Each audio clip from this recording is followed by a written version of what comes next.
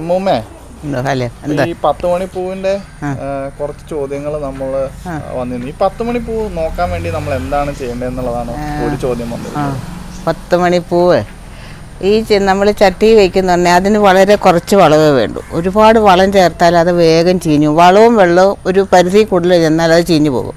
വളമെന്ന് പറയുന്നത് കുറച്ച് ഉണങ്ങിയ ചാണകപ്പൊടി, കുറച്ച് ചകിരിപ്പൊടി, പിന്നെ അതിന് കുറച്ച് മണ്ണ്.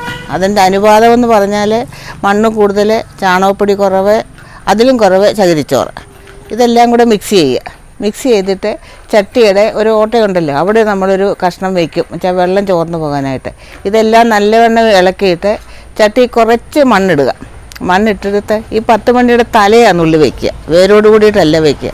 തല നുള്ളിയിട്ട് അതിനെ നടുവിലിങ്ങനെ നല്ലവണ്ണം താഴ്ത്ത് വെച്ച് കൊടുക്കുക. വെച്ച് കൊടുത്തിട്ട് നല്ലവണ്ണം അമർത്തണം. 2 വിരലും തള്ളവിരൽ വെച്ചിട്ട് നല്ലവണ്ണം അമർത്തണം. അമർത്തിയിട്ട് അതിന് ചുറ്റും കുറച്ച് മണ്ണും കൂടി ഇടുക. പിന്നെ നനയ്ക്കുമ്പോൾ എപ്പോഴും ശ്രദ്ധിക്കേണ്ടത് കുത്തി വെള്ളം ഒഴിക്കാൻ പാടില്ല. കൊസിക്കൂടി ഇങ്ങനെ സ്പ്രേ ചെയ്യുന്ന മാതിരി അതിനെ വെള്ളം ഒഴിക്കാൻ പാടില്ല, അല്ലെങ്കിൽ അത് ചീഞ്ഞു പോകും. പിന്നെ ഒരു കാലഘട്ടം വരുമ്പോൾ ഈ ഇലകളൊക്കെ ഇതിൻ്റെ 10 മണിയുടെ തലകളൊക്കെ പുറത്തേക്ക് വരും.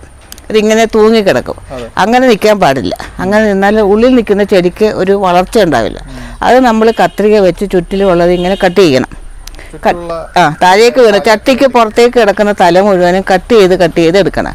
എടുത്തിട്ട് അതിൽ നല്ല ശക്തിയുള്ള തല നോക്കിയിട്ട് പിന്നെ വയ്ക്കാൻ പാടുള്ളൂ.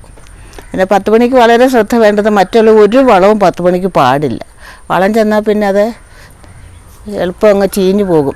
അതിന് പിന്നെ ഞാൻ പിന്നെ ഇടയ്ക്ക് വളരെ നേർപ്പിച്ചായിട്ട് പിണ്ണാക്കുള്ള വേപ്പിൻ പിണ്ണാക്കും കടലപ്പിണ്ണാക്കും കൂടെ ഞാൻ പണ്ടൊരിക്കൽ പറഞ്ഞിട്ടുള്ളതാണ്. 2-3 ദിവസിക്കുമ്പോൾ വെള്ളം ഒഴിച്ചിട്ടിട്ട് അതിൻ്റെ ഏറ്റവും നേർപ്പിച്ചിട്ട് വല്ലാണ്ട് ഡൈല്യൂട്ട് ചെയ്തിട്ട് ഒരു ശകലിച്ച വെള്ളം ഇതിൻ്റെ കടക്കിലേക്ക് ഇങ്ങനെ ഒഴിച്ചു കൊടുക്കും. അതിൻ്റെ പിന്നാലെ മറ്റേ വെള്ളവും ഞാൻ തളിക്കും. അങ്ങനെ ആകുമ്പോൾ ചട്ടിയിൽ ഇങ്ങനെ നിറഞ്ഞ് നിൽക്കും, പുറത്തേക്ക് തൂങ്ങിക്കിടക്കാതെ നിറഞ്ഞിങ്ങനെ നിൽക്കും ഈ ചെടികളൊക്കെ തന്നെ.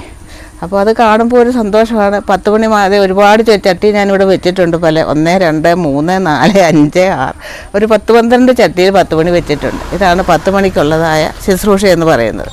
വളരെ ശ്രദ്ധയോടുകൂടി ചെയ്തില്ലെങ്കിൽ അത് ചെയ്യും. ഇതിതാണ് മണ്ണ് നല്ല കൂടുതൽ, ചാണകപ്പൊടി കുറച്ച് ചകിരിച്ചോറും കൂടെ അങ്ങനെ ഇട്ട് കുറച്ച് ഇതെല്ലാം കൂടെ മിക്സ് ചെയ്ത് ചട്ടിയിൽ ഏറ്റവും അടി കുറച്ച് വയ്ക്കുക.